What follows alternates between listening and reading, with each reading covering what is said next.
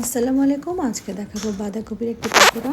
এটা খেতে বেশ মজা হয়েছিল। আমার লিটল চ্যাম্প খুবই পছন্দ করেছে।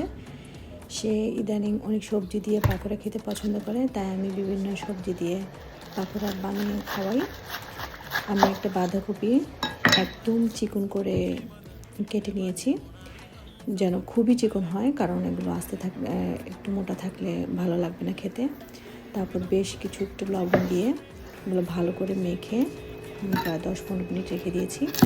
তারপর বেশ বড় একটা পেঁয়াজ, তারপর ধনিয়া পাতা, কাঁচামরিচ কুচি করে কেটে দিয়েছি। কাঁচামরিচ কুচি করে কেটে দিয়ে তারপর একটু সামান্য মরিচের গুঁড়া, হলুদের গুঁড়া, জিরার গুঁড়া আর একটু ধনিয়ার গুঁড়ো দিয়েছি। এবং এগুলো দেওয়ার পর আমি একটু চালের গুঁড়ো, বেসন আর একটু কর্নফ্লাওয়ার দিয়েছি। কর্নফ্লাওয়ারটা দিলে বেশ মচমচা হয়।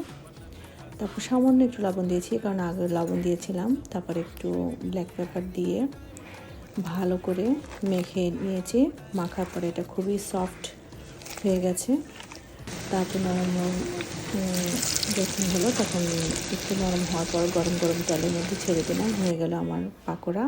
খেতে বেশ মজা হয়েছে। আমার পেজের সঙ্গে থাকবে।